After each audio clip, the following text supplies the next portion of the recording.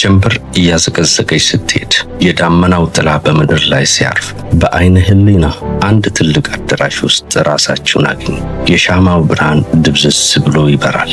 የዕጣኑ መዓዛ ከአየሩ ጋር ተዋህዷል። በሕይወታችሁ ክፍል ውስጥ የምታውቃቸው እያንዳንዱ ሰዎች በዝምታና በከባድ ሐዘን ተውጠው ጥግ ጥጋቸውን ይዘዋል። ቀስ እያላችሁ ወደ መሃል ስትጠቁ አንድ አስከሬን በሳጥን ውስጥ ተኝቷል።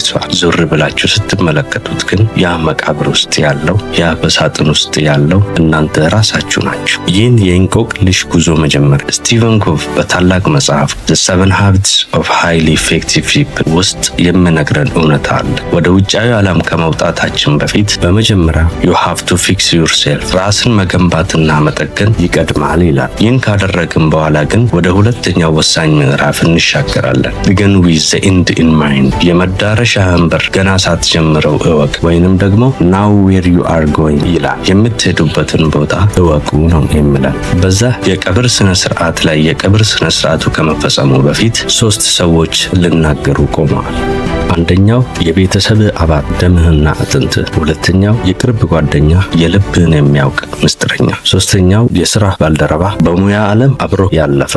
አሁን ቆም ብላችሁ አስቡና ስለናንተ ምን እንድሉ ትፈልጋለህ? ምን አይነት ካራክተር ወይም ማንነት ነበረው እንድሉ ትሻላችሁ? በሰዎች ህይወት ላይ ያሳረፋችሁት ሌጋሲ ወይም አሻራ፣ እንዲሁም ሰዎችን ትሪት የሚያደርግበት ሰብአዊነትህ ምን ይመስል ነበር ለምለው ጥያቄ ምን አይነት መልስ ቢኖራቸው ደስ ይላችኋል? አሁን ታዲያ ለነዚህ ጥያቄዎች መልሳቸው እንዲህ ቢሆን ይሻላል ብላችሁ ምስሉን በህሊናችሁ ስትቀርጹት ዛሬ የምትኖሩት ህይወት ትርጉም ማግኘት ይጀምራል። ይህ ምስል ዛሬ ላይ የሆነ ህይወትህን የምትቀርጽበት ብሉፕሪንት ወይም ንድፍ ሊሆን ይገባል ማለት ነው። በየቀኑ ተነስታችሁ ህይወቴን እንዴት ላድርገው፣ እንዴት ላሻሽለው ስትሉ ይህ ነው ግባችሁ። ይህንን አውቃችሁ የምትንቀሳቀሱ ሰዎች መሆን አለባችሁ።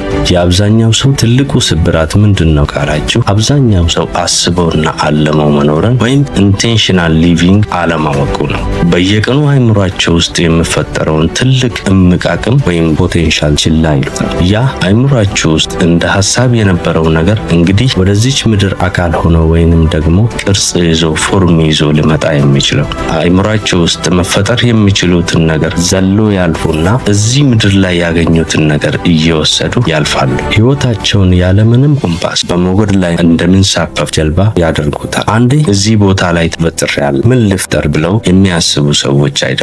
ይህ ሁኔታ ድሪፍቲንግ ወይም በንፋስ መወሰድ ይባላል። እነዚህ አይነት ሰዎች ለአካባቢ ክስተቶች ምላሽ በመስጠት ብቻ የሚኖሩ ሪአክቲቭ ሰዎች ናቸው። ህይወት በእነሱ ላይ ትጫወታለች እንጂ እነሱ በህይወት ላይ አይጫወቱም።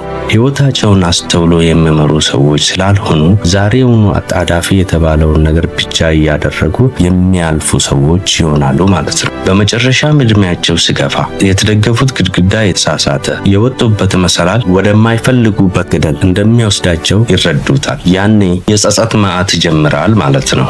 የሰው ልጅ ቢዚ መሆን አልከበደውም። ቢዚ መሆን ትችላላችሁ። ጊዜያችሁን ተጠቅማችሁ ያቺን የምትፈልጓት ነገር ልትሰሩ ትችላላችሁ። ነገር ግን መቼ ነው ኢፌክቲቭ የምትሆኑት? አይምሯችሁን መጨረሻ ይህ ነው ብላችሁ ስትነግሩት ነው። ያ ማለት መዳረሻችሁን ገና ሳትጀምሩ አውቃችሁ የተነሳችሁ ሰዎች ከሆናችሁ እናንተ በጣም ቀና የሚባል ህይወት ወደፊት ይጠብቃችኋል ማለት ነው። ምክንያቱም ኢንቴንሽናሊ መኖር የሚባለውን ነገር ለይታችሁ ያወቃችሁ ሰዎች ናችሁ። ነገር ግን አሸናፊ ነኝ ብላችሁ ህይወቴ ኢንቴንሽናሊ እንዲሆን አልፈልግም፣ ህይወቴን አስቤ መኖር አልፈልግም የምትሉ አይነት ሰዎች ከሆናችሁ በህይወት ውስጥ የሚፈጠሩ ነገሮች የእናንተን ህይወት እየመሰረቱላችሁ ይመጣሉ እንጂ እናንተ ምንም የምትመሰርቱት ነገር አይኖርም ማለት ነው።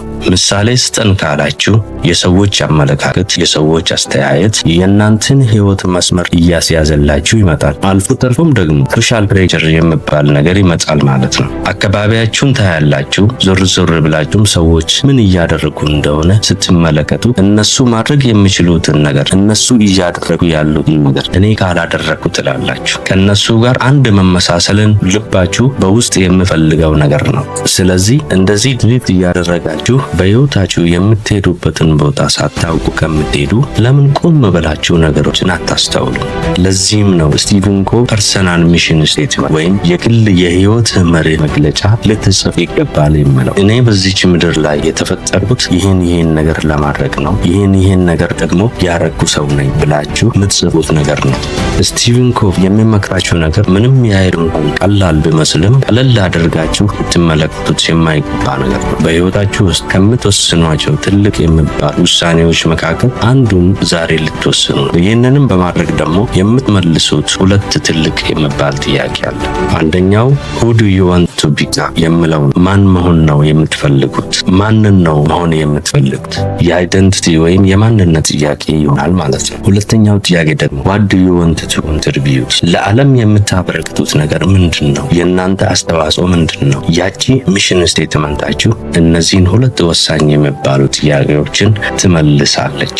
አሁን ታዲያ ይህ ተልዕኳችሁ እናንተ አንድ ያወጣችሁት ነገር ነውና ህይወታችሁን በዚህ ተልዕኮ መሰረት ነው የምትመለከቱት። የህይወት መናራችሁ እሱ ይሆናል ማለት ነው። ስለዚህ ምንም አይነት የህይወት ውሳኔ በመንገዳችሁ ላይ ሲመጣ መወሰን ያለባችሁ ትልቅ ውሳኔ ቢኖር ወይንም ተቀበሉ ተብሎ የመጣላችሁ ምንም አይነት ኦፖርቹኒቲ ቢመጣ የስራ እድልም ሊሆን ይችላል ወይንም ማንኛውም ነገር በተጨማሪ ደግሞ ግራ መጋባት ሲያጋጥማችሁ ፈተና የምትሉት ነገር ከመጣባችሁ ወይንም ደግሞ ምንም አይነት ነገር ከመጣባችሁ ለራሳችሁ የምትጠይቁት አንድ ጥያቄ ይኖራችኋል። ይሄ አሁን የማደርገው ውሳኔ አሁን ልወስነው ያሰብኩት ነገር እኔ ወደምፈልገው ማንነት የሚገፋኝ ውሳኔ ነው ወይስ ከዛ ማንነት እያራቀኝ የሚሄድ ነገር ነው ብላችሁ ታስባላችሁ። መልሳችሁ ወደ ግቤ የሚያቀርበኝ ነገር ነው ወይንም ወደዛ ተልዕኮ የሚመራኝ ነው ከሆነ ያንን ወሰናችሁ ማለፍ ያለባችሁ ሰዎች ናችሁ ማለት ነው። ይህንን ምርጫ ግን አላደርግም